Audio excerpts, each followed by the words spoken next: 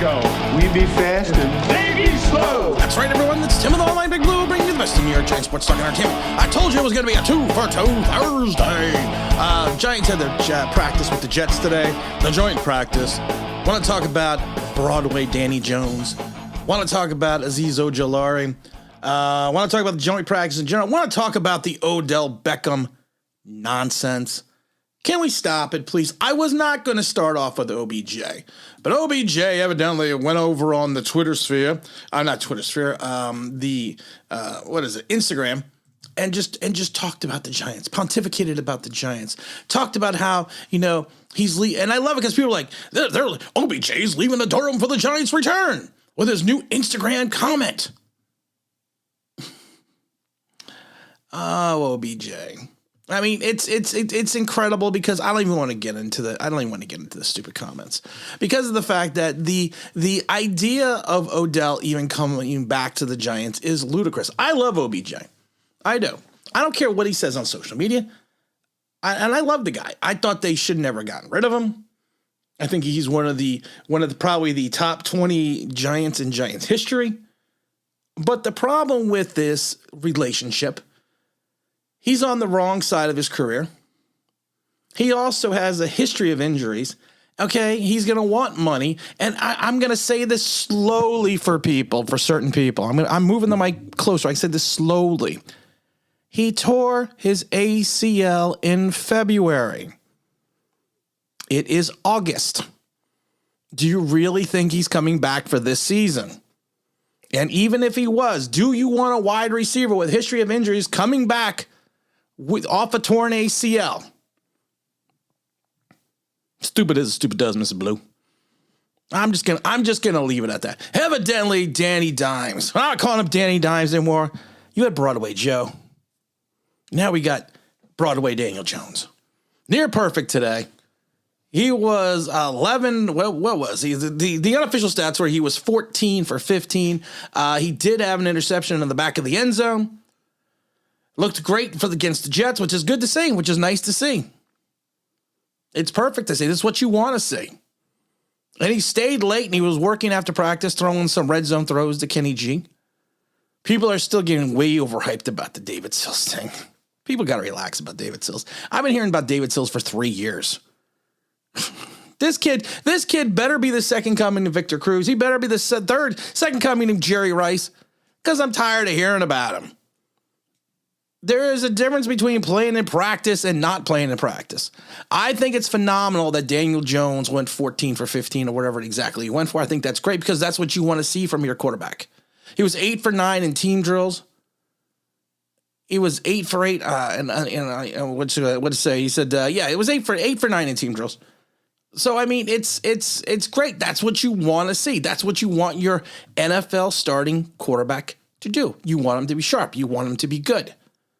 We also need to look at the fact that there is no continuation on this play. They had mentioned that there was 3 or 4 plays that he probably would have been sacked. But I know we don't want to talk about the good. We don't want to talk about anything that he could potentially have done wrong. We want to talk about all the good stuff. And I think it's great that he had a good day. Thank God. And you want him to have a good day. You want him to excel. And I've said this a gazillion times. You want him to be your starting quarterback because you will win more games with Daniel Jones than you will probably win without him. So let's see what he does at 1 o'clock on Sunday. That's what I want to see. I want to see it in a game. I don't want to see it where they can't touch anybody. I love the Kadarius Toney throw because they showed it against Sauce Gardner. I love it because Kadarius catches the ball, does a couple moves, just goes by everyone. No one's trying to tackle him. No one's trying to get near him. I was more impressed with the fact that he had some fluidity, not like when he was trying to do some drills in the end zone yesterday. And I think that's what you need to look at. That's what you need to look at when you watch these things. We are going to get a better understanding of this team on Sunday. Injuries aside, I think it's great. But like I said, I do think it's phenomenal that Daniel Jones went 14 for 15. I think that's great. That's what you want your starting quarterback to do. And I think I just get concerned that we get so pumped up for the fact that he goes 14 for 15 against the Jets when there's no contact, there's no hitting. Nobody's really covering anybody. Like I said, I want to see it. I want to see like he did that drive on Sunday. That's what I want to see on this. That's what I want to see. I want to see that drive where he was like, 8 for 11? I want to see that drive replicated this Sunday. You do it in the game time situation, I get more excited. You do it in practice, I say that's what you should do because you are a professional. No, I'm not trying to be mean. I'm not trying to be a Daniel Jones hater. I love someone in the comments yesterday goes to me, why do you change the inflection of your voice? And I said, because it's called being fucking entertaining. I could just sit here and read Twitter. I've seen some people do that. But you know what? Like I said, let's see what Daniel Jones does Sunday. I am excited that he had a good practice. Let's see if that accumulates and moves forward to game time. Azeez Ojulari, running drills, not even running drills, running sprints. Comes up lame, some kind of lower leg injury. Of course, he's been dealing with the hamstring. Had to be helped off the field with 2 trainers. They're saying that it doesn't look like it's anything horrid. So it doesn't look like it's going to be may it be a setback? Sure. Is that potential going to happen? Of course. Is it going to be for an extended period of time? I don't think so. From the look at it, I don't think it's a cramp. But there does seem to be some type of lower leg issue, so we have to keep an eye on that, and we'll do a little bit more research on that tomorrow, and we'll see when that comes about. And this is Tim with Online Big Blue, bring you in. Oh, you know what? I love this because I was looking at Twitter.